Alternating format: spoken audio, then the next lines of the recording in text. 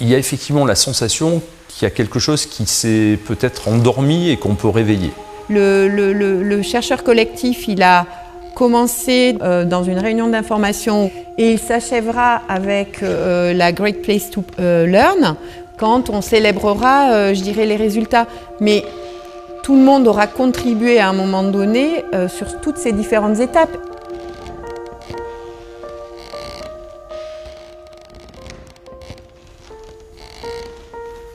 Elle est compliquée cette question en un mot, c'est que c'est... Alors c'est pas un mot, c'est 3 mots, mais moi je dirais vivre le collectif, le vivre. Enfin, c'est difficile à raconter, c'est difficile à exprimer, je pense qu'il faut être dedans, quoi. Voilà, je sais pas quoi dire de plus. Cette expérience, elle est extrêmement intéressante sur le fond, parce que c'est une aventure humaine. C'est un peu l'image d'une cathédrale. Une cathédrale, ça met plus de 140 ans à construire. Notre recherche collective, elle est de la même nature. À un moment donné, il y a des personnes qui commencent l'édifice, et puis d'autres qui partent et d'autres qui arrivent, qui trouvent des solutions à des problèmes qu'on n'avait pas imaginés au départ. C'est ça l'idée du chercheur collectif tel qu'on l'a mené. Et moi, ce à quoi je crois beaucoup, c'est que lorsqu'il y a des possibilités de développer soi-même la direction de son apprentissage, eh bien on est beaucoup plus motivé, engagé, il a beaucoup plus de sens. Ça crée, pour moi, une expérience irréversible de coopération créative.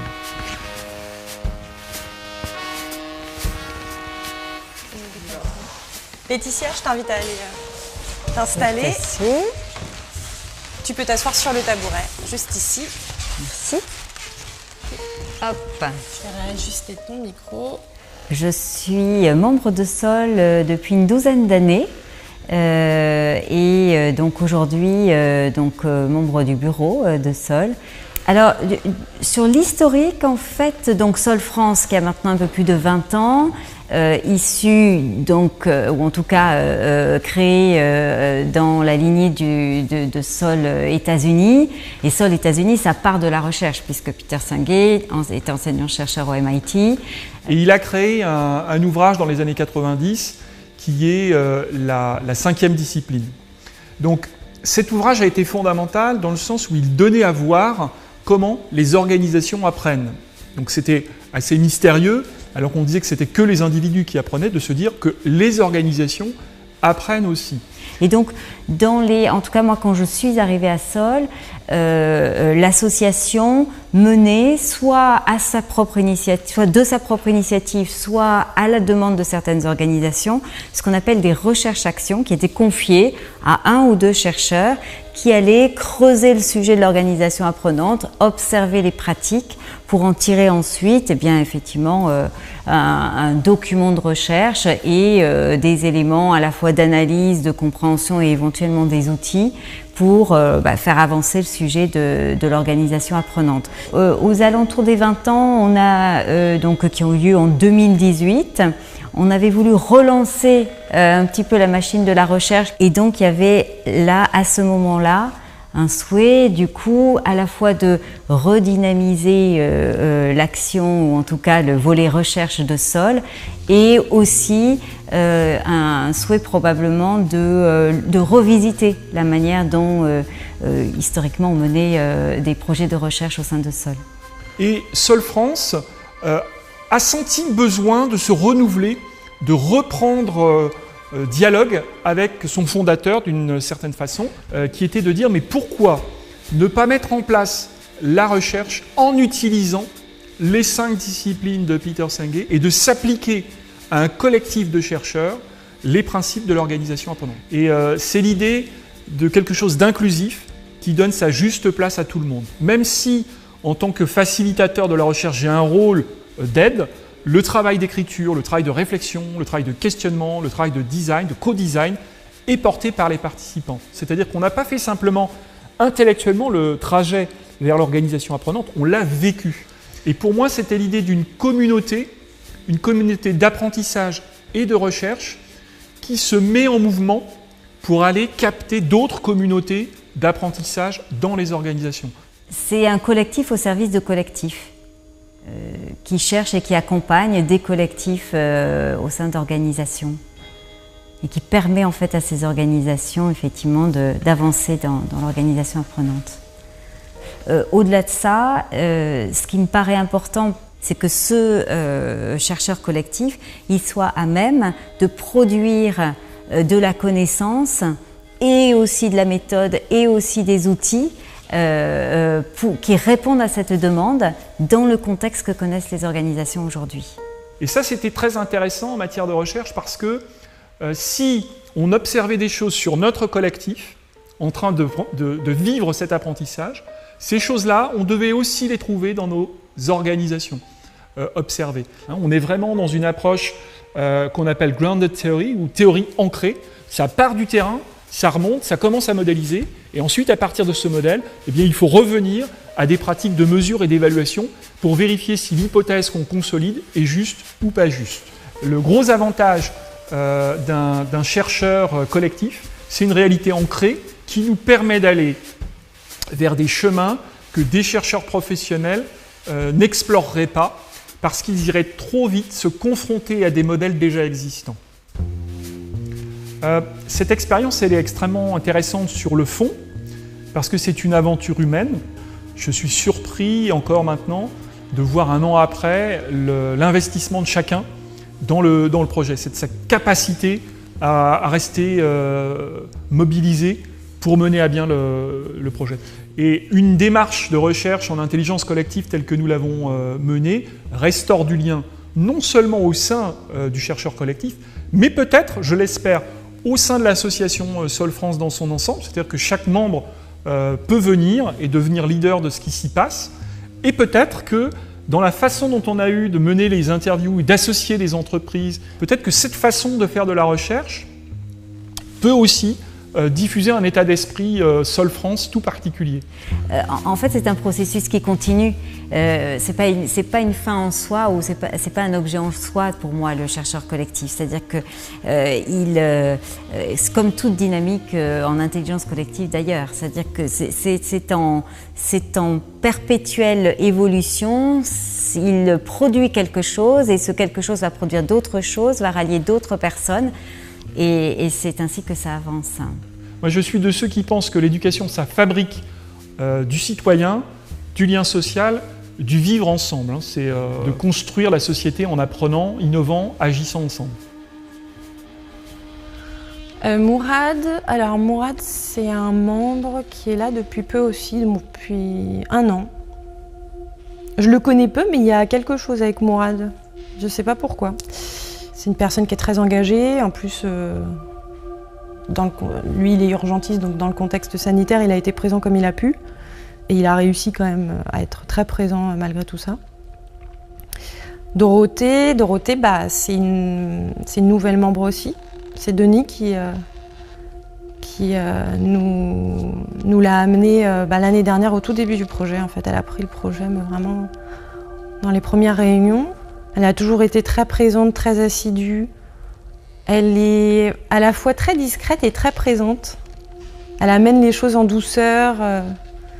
Et pareil, quelqu'un sur qui on peut compter.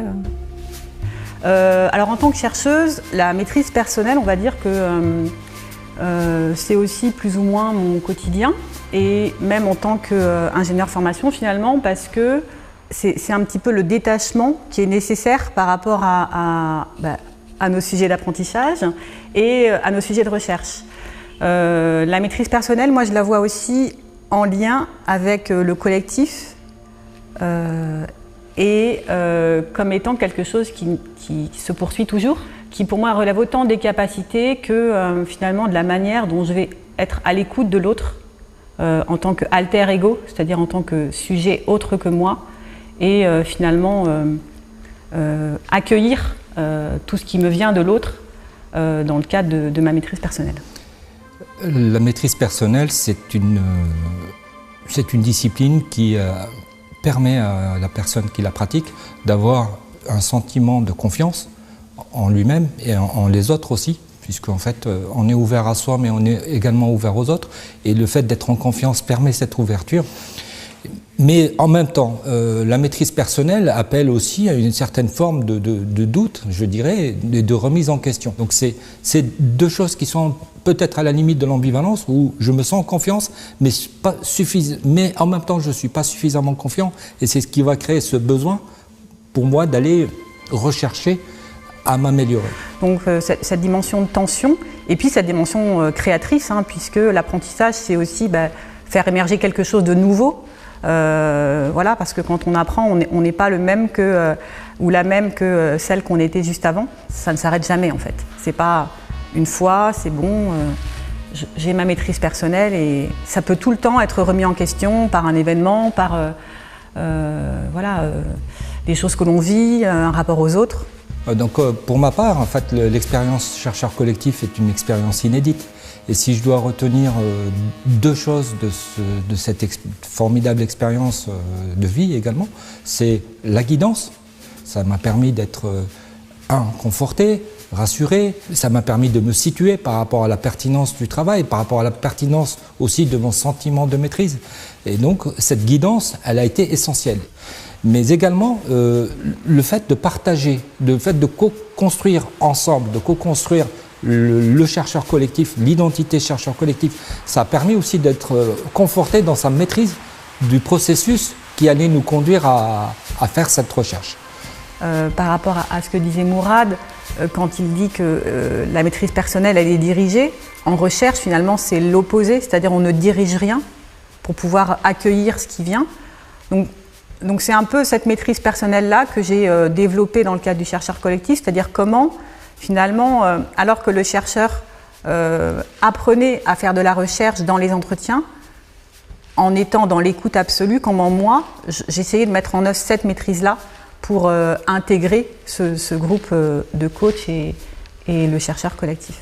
Et j'ai vraiment essayé à chaque fois de partager tout ce que j'avais moi en arrivant dans ce groupe en termes de recherche, avec la difficulté de quelquefois peut-être finalement créer de la tension par rapport à cette dimension méthodologique, la rigueur qu'impose la recherche et qui n'est pas toujours agréable, mais par laquelle on est passé.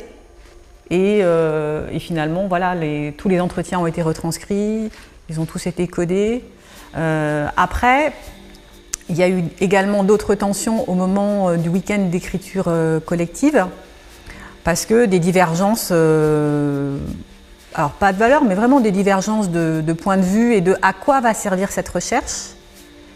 Et du coup, ces divergences, elles ont, de la même manière que précédemment, elles ont été intégrées dans le rapport, puisqu'on aura à la fois une dimension très opérationnelle avec cette fameuse échelle d'évaluation du niveau d'apprenance des entreprises, et puis finalement l'histoire aussi de ce que l'on a vécu, des éléments de théorie, des éléments de méthodologie.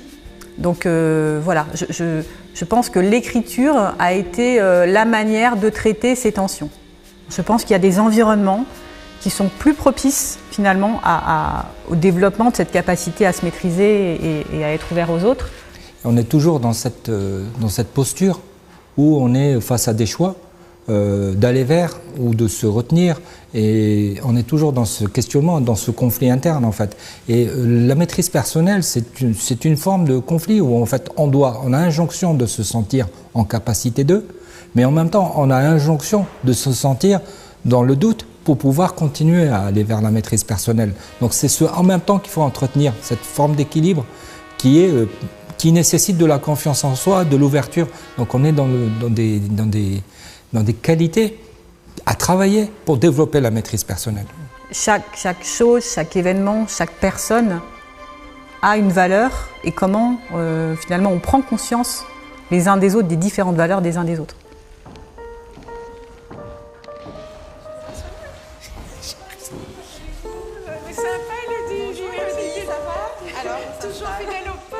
Donc Sandrine, et prendre soin de nous, Élodie.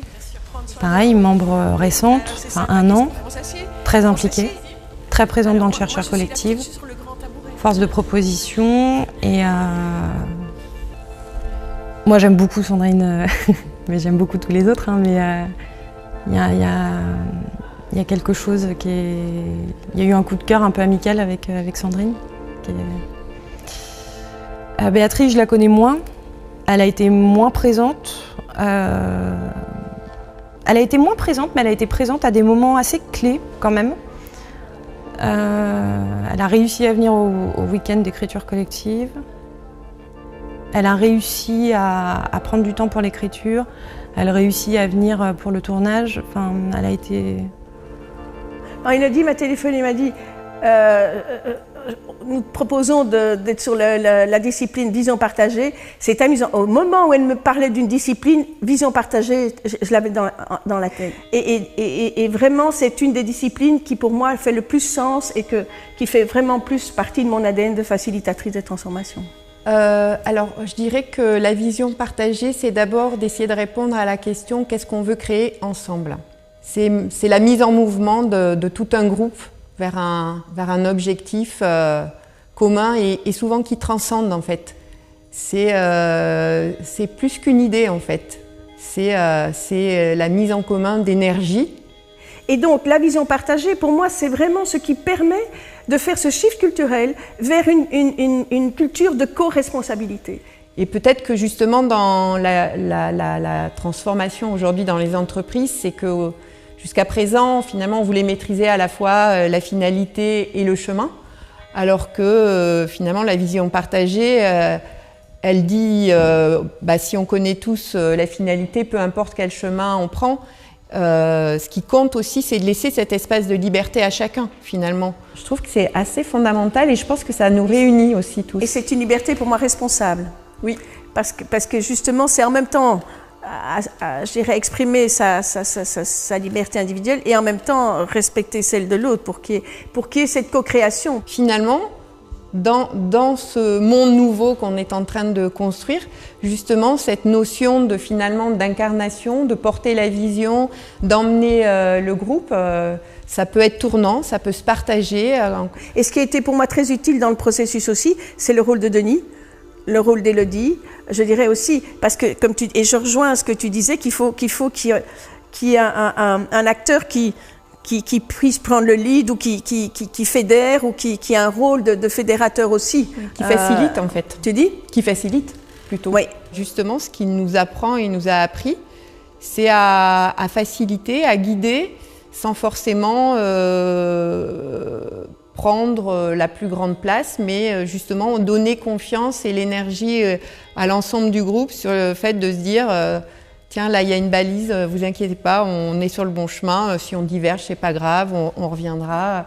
Ce qui justement réunit les gens à un moment donné, c'est les valeurs qu'on partage. Ça, si on applique la notion de la vision partagée aux chercheurs collectifs, ça démarre juste par une intention au départ. Et là, il y a finalement plusieurs individus qui se disent « Ah tiens, c'est sympa comme idée, c'est quoi, ça m'intéresse ». Chacun avait une vision de ce qu'il voulait pouvoir faire, ce qu'il pouvait donner. À un moment donné, même, on s'est interrogé, on est allé faire une séance autour de quelles étaient les valeurs qui pouvaient nous réunir, mais finalement, on ne s'était jamais posé la question avant.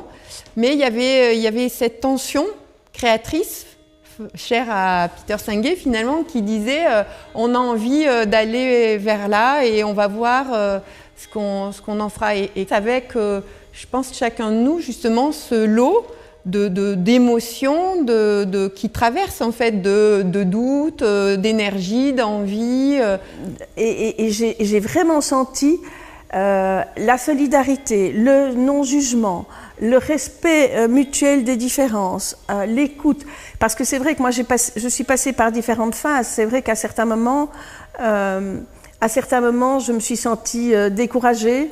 Je me suis sentie avec la peur aussi de ne pas contribuer autant que les autres. Et aussi pour moi, ce qui était très important, c'est un lâcher-prise. Parce que ma logique, je ne me retrouvais pas dans ma logique de structuration du contenu qui s'élaborait. Et le fait de faire confiance dans le processus émergent et de me dire, OK, mes idées de départ, je ne vais peut-être pas les retrouver et c'est OK, mais ce qui va être enrichi par les uns par les autres a du sens et de la valeur.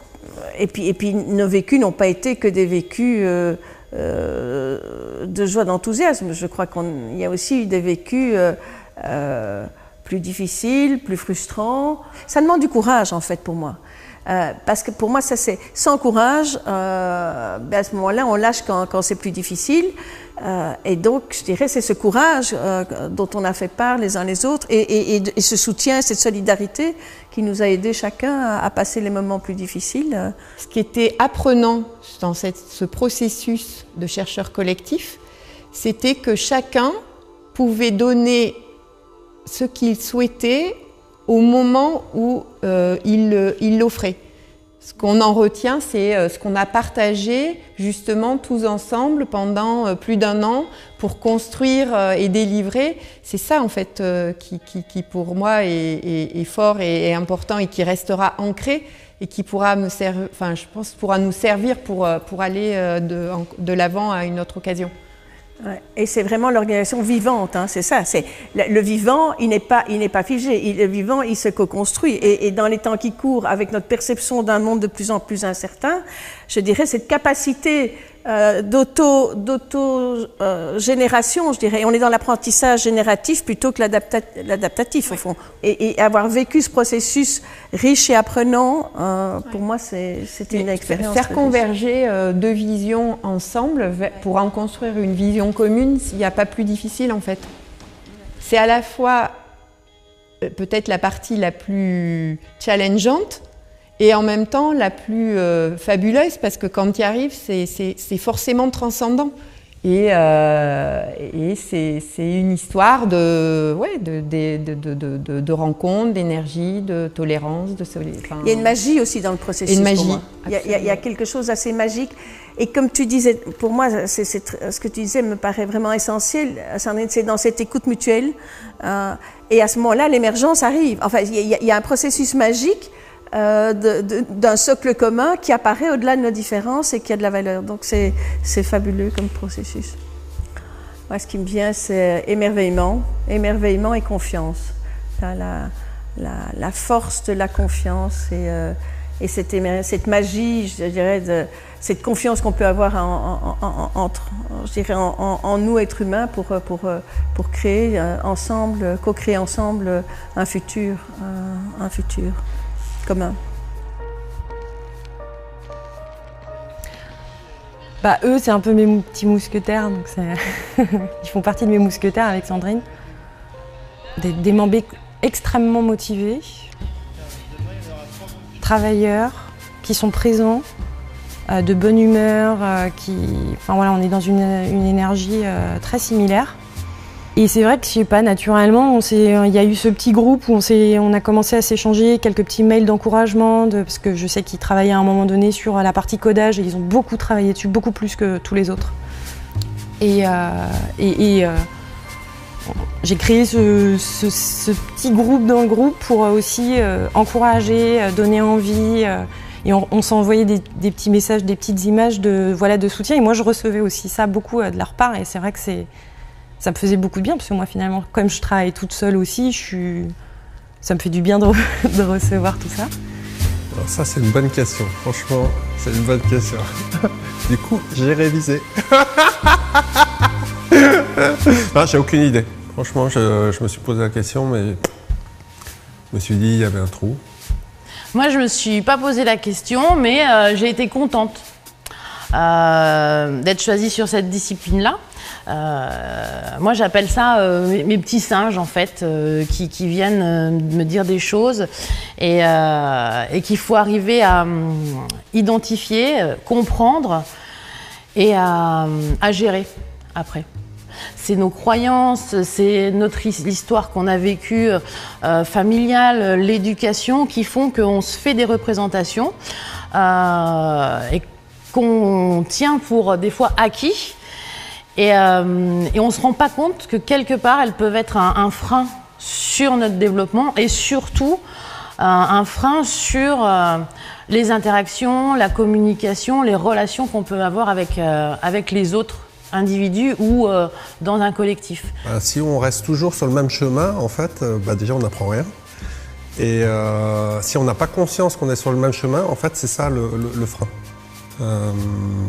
C'est qu'on ne fait pas la sortie d'autoroute qui nous permet d'accéder à autre chose.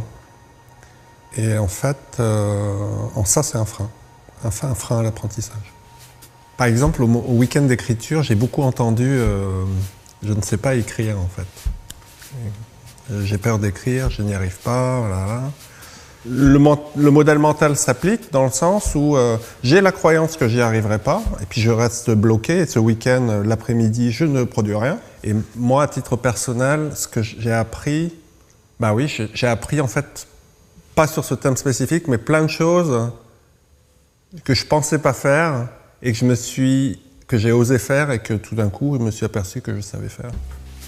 Et j'ai de la satisfaction maintenant, en fait. J'ai de la satisfaction à faire quelque chose que je ne pensais pas faire, enfin pas de cette manière, et d'être satisfait en fait. Ça m'a apporté les clés conceptuelles sur ce que j'étais en train de vivre en fait.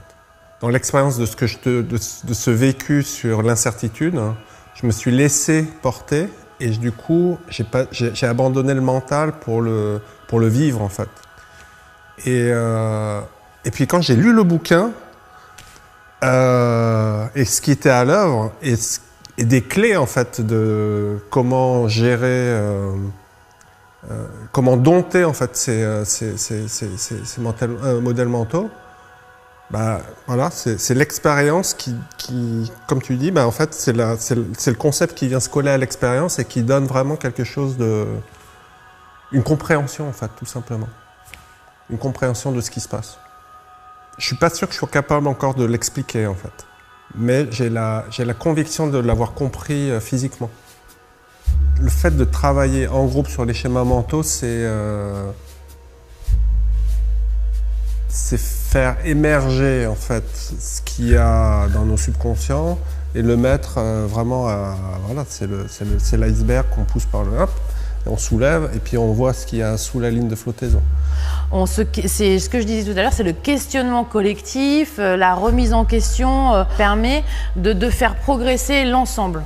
Dans les grandes organisations, les CODIR, les choses comme ça, la personne interviewée a vraiment la prise de conscience que le groupe, le collectif, il a tendance à croire qu'ils ont raison et raison sur tout et que ce qu'ils faisaient avant, c'est transposable de la même façon.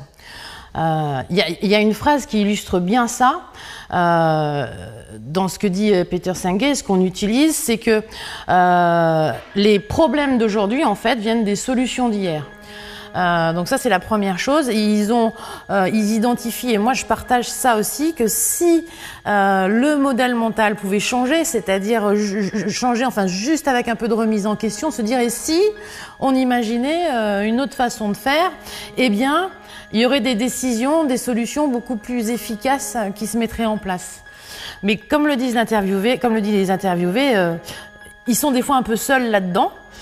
C'est même si eux, ils ont cette capacité-là à transmettre, à pratiquer, ça demande d'y aller par des étapes des fois courtes et très basiques, ne serait-ce que l'écoute et le dialogue. On a au sein du chercheur des mousquetaires, et ce soutien-là, en fait, il est favorable à l'apprentissage. Parce que je me sens bien, donc j'ose en fait. Enfin, en tout cas, personnellement, je sens pas de jugement. Ça m'encourage en fait à apprendre. Et c'est dingue parce que je le vis dans le chercheur et on l'a observé. Et quand je lis les interviews du chercheur, quand je vois ce qui se passe dans les collectifs aussi, je me dis, voilà, si il y avait un petit peu plus de prise de conscience de ces modèles mentaux, individuels et collectifs, et je pense qu'il y a des grands projets qui pourraient vraiment se développer. Jo et Lina. Alors, Lina, c'est une membre qui est récente, elle est là depuis 6 mois. Et à l'image des 3 mousquetaires, c'est quelqu'un de très impliqué, très présent, très dynamique, qui propose énormément de choses. Jo, je sais que c'est une membre qui est là depuis 5 ans, je crois, et elle est arrivée, elle a pris le train en route, mais au mois de septembre. Elle a pris le train en route, elle l'a bien pris, puisqu'elle a aussi participé à l'écriture d'un carnet qui est sorti là au mois de décembre, donc ça a été un peu intense, je pense. J'adore jouer en équipe. Et je trouve que c'est vraiment un endroit où je m'épanouis et où on arrive à avoir des résultats qui sont beaucoup plus intéressants. Donc je suis ravie de parler de cette discipline. On est ensemble, on a chacun son rôle ou sa partition à jouer, mais finalement c'est l'ensemble qui fait quelque chose de vraiment performant. Et puis aussi, j'aime ces exemples-là parce qu'on se rend compte que que ce soit des musiciens ou des sportifs, ils ne passent pas tout leur temps à jouer soit des matchs de foot, par exemple, ou ils ne passent pas tout leur temps à donner des concerts. Ils ont aussi cette notion de répétition. Et jouer en équipe, ça permet justement de ressentir qu'est-ce qu'on fait, parce qu'en fait, le jeu nous amène à atteindre un objectif, un but. Pour être performant, on doit aussi se frotter l'un à l'autre, pratiquer, expérimenter, revenir en arrière, regarder ce qu'on a fait. C'est de l'effort en fait, l'apprentissage. Et en dédramatisant, en utilisant le jeu, et surtout en étant en équipe, c'est ce qui permet d'aller jusqu'au bout. Parce que ce qui est utile en équipe, c'est pas que la phase d'apprentissage, c'est aussi la célébration, qu'on a réussi un exploit qu'on n'imaginait pas ou qu'on n'était pas capable de faire seul. Parce que c'est aussi ça, apprendre en équipe, c'est dépasser ses propres limites pour aboutir à quelque chose qui est plus grand que chaque individu. Le collectif est aussi très riche et le collectif est surprenant parce que justement on est tellement de personnalités différentes et on a des parcours et des façons de voir qui sont différentes, donc on peut être dans la surprise. Nous avons aussi enquêté pendant la période de la crise sanitaire, donc forcément c'était un moment de forte perturbation des entreprises et ça, on peut voir qu'il y a des choses qui se passent quand même. On apprend en équipe. C'est justement là, quand on est face à quelque chose d'aussi aussi critique, peut-être aussi inattendu, cet appui sur une équipe et apprendre ensemble et se rendre compte qu'il y a des choses qu'on peut faire.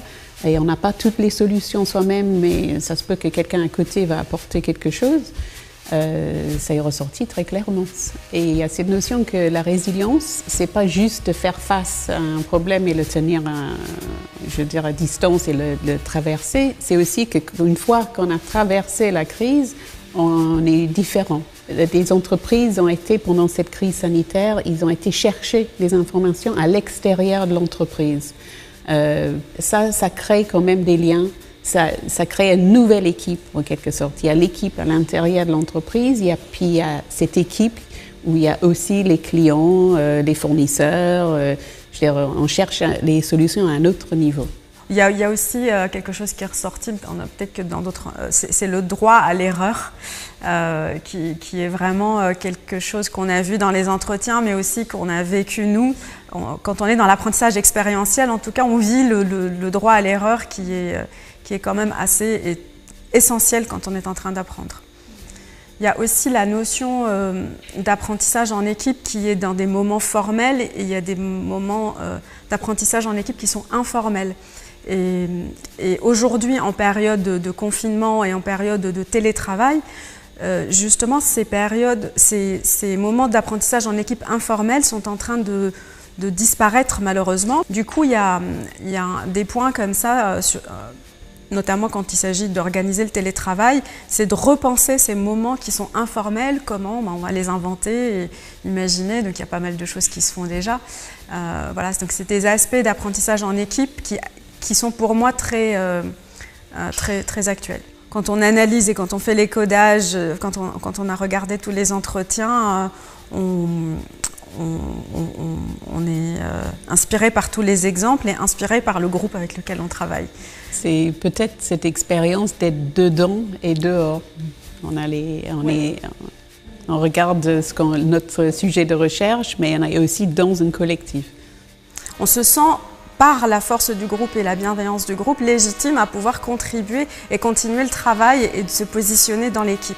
Donc j'ai trouvé effectivement qu'il y avait de la bienveillance parce qu'on m'a accueilli dans l'équipe, on m'a intégré. Donc il faut vivre avec ça dans toute équipe. Une équipe, elle existe à un moment donné et puis elle évolue. Chacun a ses impératifs et il y a la bienveillance justement qui fait que on se dit c'est pas grave. Il y a d'autres personnes qui viennent et qui prennent le relais. L'équilibre se fait différemment. Ça m'a vraiment apporté encore plus de conviction sur le fait qu'on peut avoir un collectif qui avance sur un projet, qui est un collectif qui ne se connaît pas beaucoup, qui est capable d'intégrer des personnes, d'en perdre d'autres en chemin et aboutir à un résultat qui est très bel et qui est apprenant. Donc,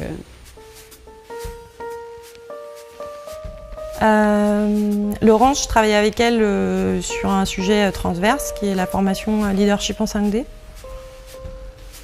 Quelqu'un de très appliqué, très impliqué aussi. C'est une personne qui est très fiable, en tout cas sur ce qu'on fait ensemble. Bénédicte, elle fait partie de l'équipe Great Place to Learn parce que c'est une énergie, c'est une très très belle énergie aussi. Avec elle, avec ces énergies-là, on sent que les projets vont avancer. Laurence et Bénédicte, elles envoient du pâté, quoi. Non, l'expression n'est pas très belle, mais elles envoient quand même, quoi. Donc, c'est des gens sur qui on peut compter. Et ça, c'est super important dans le collectif.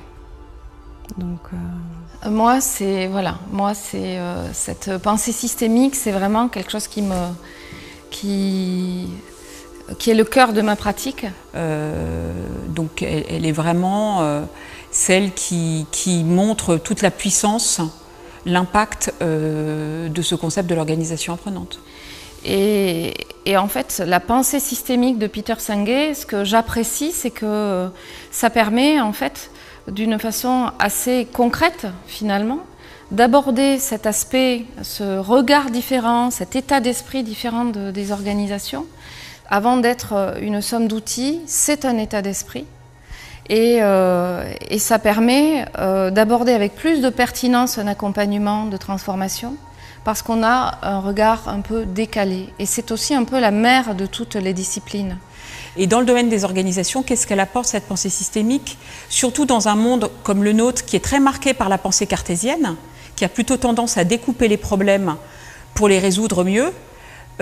Peter Senge et la pensée systémique regardent plutôt le système vu d'en haut et a tendance à le regarder dans sa globalité. Et plutôt que de considérer des lignes droites, on considère des interactions. Et donc, au lieu de raisonner en cause et en effet, on regarde la réciprocité qu'il y a dans la relation, par exemple, entre deux individus ou deux systèmes. Et c'est là déjà toute la puissance de commencer à regarder par le haut cet effet de boucle plutôt qu'une partie de ping-pong entre un point A et un point B. Ce qui est passionnant dans cette approche, dans ce regard systémique aussi, c'est d'être conscient de l'homéostasie du système. C'est-à-dire comment l'homéostasie du système va générer inconsciemment en fait, des résistances et empêcher que les changements puissent se mettre en œuvre. L'idée du reflet systémique, c'est simplement de se dire que en fait, le tout est dans chaque partie. Donc, comme un hologramme en fait. Donc, ce qui se passe à un endroit du système est le reflet de ce qui se passe à un autre endroit du système. Ce qui fait la puissance du chercheur collectif, entre autres. Et c'est là qu'on voit l'interaction de la pensée systémique avec les 4 autres disciplines. C'est que la question de la vision partagée, c'est-à-dire on a tous le même objectif de contribuer à ce sujet sur les organisations apprenantes, c'est quelque chose qui nous unit et qui nous fédère. Derrière, l'apprenance en équipe, ok, on a des compétences, des profils différents, mais on apprend tous des uns des autres et chacun trouve sa place. La question de la maîtrise personnelle, chacun est au clair avec soi. Il n'y a pas de question d'ego, de valorisation personnelle. On est dans une logique de recherche collective. Et donc, pareil, les modèles mentaux, c'est pareil.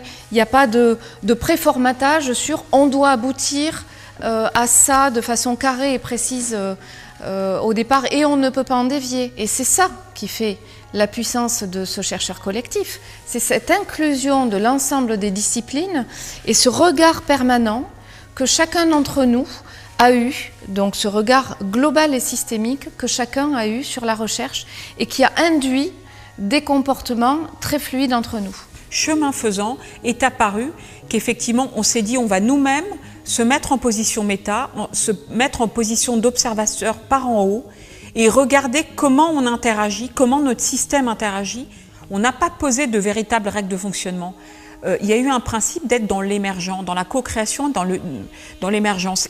Et ce principe de l'émergence n'existe pas nécessairement dans les organisations, parce que dans les organisations, il y a des enjeux de délai, de performance, il y a des contraintes de ressources. On a fait confiance au fait que chacun partageait une vision, une envie. Il n'y a pas eu de vérification, de contraintes, mais simplement cette confiance induite qui fait que chacun d'entre nous est auto-motivé et donc met en mouvement l'ensemble du système pour aboutir au résultat.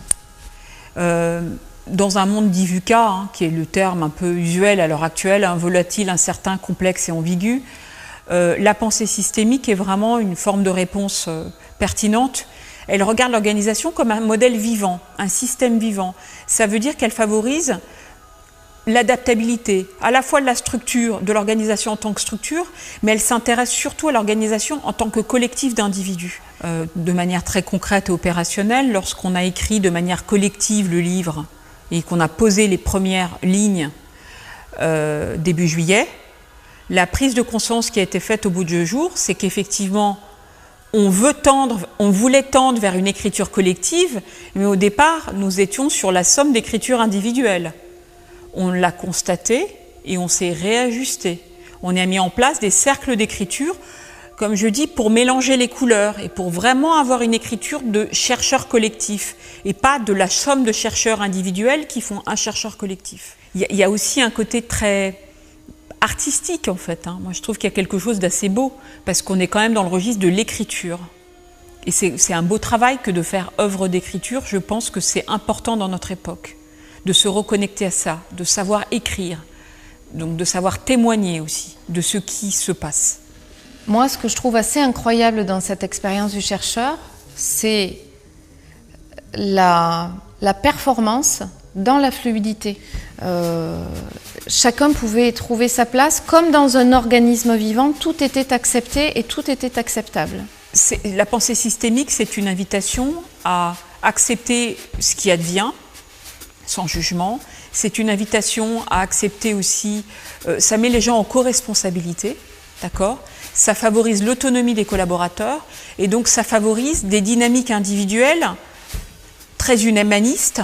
Et ce mode de fonctionnement-là, extrêmement fluide, extrêmement respirant pour chacun, a permis l'atteinte de la performance, à savoir à peu près dans les temps, la production de matières riches et significatives, résultat de notre recherche-action. C'est un peu l'insight, l'évidence de cette expérience du chercheur, c'est la pollinisation. C'est un lieu d'expérience, c'est un lieu d'autorisation, voilà, et bienveillant. C'est ça qui vient, en fait. C'est vraiment ce côté système vivant, modèle vivant. Eric, pour moi, il fait partie des leaders du projet. Le projet de recherche, la recherche faisait partie d'un des axes stratégiques qui avait été repensé en 2018. Eric, il a lancé la locomotive en fait. Il insuffle l'énergie en permanence. Mais pour moi, il est aussi l'un des piliers en fait de cette recherche. Et en plus très impliqué en tant qu'acteur, puisqu'il a participé à quasiment toutes les réunions. J'ai beaucoup de respect pour Irène Dupont-Couturier, qui est la fondatrice de Sol, pour Alain de Vulpian. les présidents qui se sont succédés, que j'ai pu connaître. Enfin, je veux dire, on s'inscrit dans une histoire. Donc, il y a un héritage quand même de 20 ans d'histoire. Toutes les associations n'ont pas 20 ans. Une fois de plus, on ne part pas de rien. Il y avait tout ce qui était là. Et il y avait beaucoup de choses. Et on régénère ça. Quand on le régénère, on ne reproduit pas ce qui était là dans le passé, on l'enrichit d'une nouvelle dynamique, d'une nouvelle énergie. Pour moi, le chercheur collectif, enfin par contre, dès le début, pour reparler de vision, c'est pas un one-shot, quoi. C'est pas un chercheur collectif qui naît, qui vit et qui meurt. C'est comme le battement d'un cœur de l'association où, justement, ce chercheur collectif, il y a des organisations qu'on appelle des organisations pulsatiles. C'est cette idée un peu peut-être d'inscrire dans le temps Solfrance comme un espace dans lequel, de façon régulière, on donne à voir le fruit de ce qui a été justement un processus apprenant partagé par un collectif. Et pour ma part, apprendre la force de l'apprenance, la force d'apprendre collectivement, enfin, il me semble que c'est la seule chose qui peut nous donner des chances de faire face à tout ce à quoi il va falloir faire face, semble-t-il, et d'apprendre collectivement. Donc je pense que dans ce sens-là, le rôle sociétal de Sol peut être renforcé. Pour moi, l'associatif au départ, c'est d'autres schémas, d'autres croyances, d'autres comportements. C'est sûrement un peu naïf de ma part. Et puis Sol, c'est à la fois un petit système et en même temps, effectivement, très complexe. Chez Solfrance, on a aussi chacun nos modèles mentaux,